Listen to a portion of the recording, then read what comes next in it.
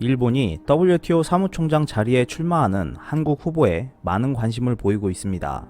일본 네티즌들도 다양한 반응을 보이고 있는데요. 자세한 내용 알아보았습니다. 세계무역기구 차기 사무총장 선거에 출마한 유명희 산업통상자원부 통상교섭본부장은 한국과 일본이 무역 분쟁으로 대립하고 있지만 다자 무역 체제의 수혜자라며 신뢰 회복을 위해 서로 협력해야 한다고 강조했습니다. 7월 17일 니혼게이자이 신문도 WTO 사무총장 선거 소식을 전하면서 유 본부장이 일본의 지지를 기대하고 있다고 전했습니다.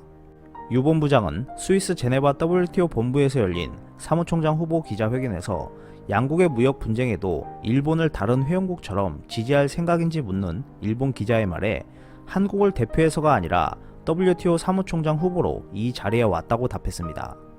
유 본부장은 한국과 일본은 다자무역 체제의 수혜자로 이를 유지 강화할 필요가 있다며 양국은 그간 국제기구에서 많은 이슈에 대해 협력해 왔다고 설명했습니다.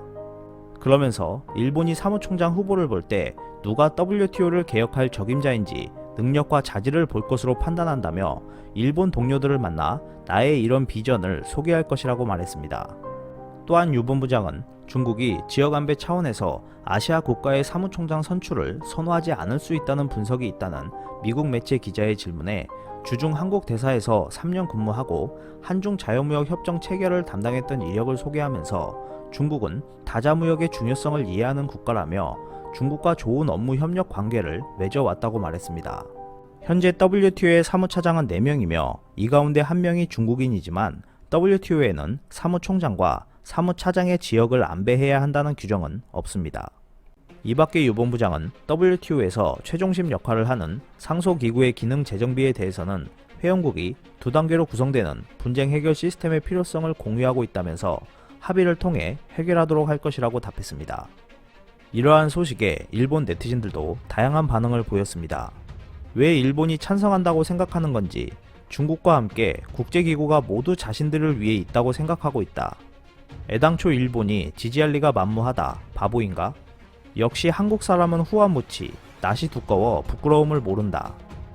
일본의 지지에 기대를 표명했다. 이 사람 바보 아닌가? 뻔뻔스러움에도 정도가 있다. 낯짝의 두께는 세계 제일이다.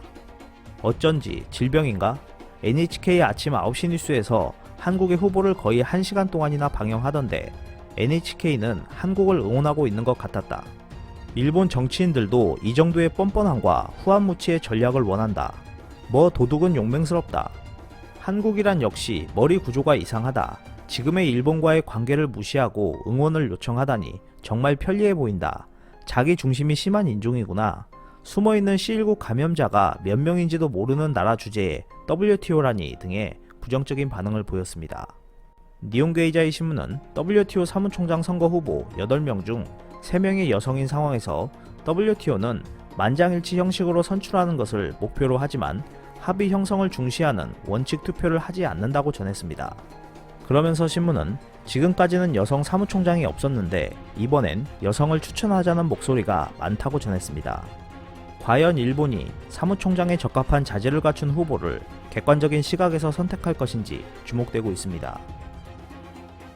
이상 피커TV였습니다. 끝까지 시청해주셔서 감사합니다. 유익하셨다면 구독, 좋아요, 공유하기도 꼭 부탁드립니다.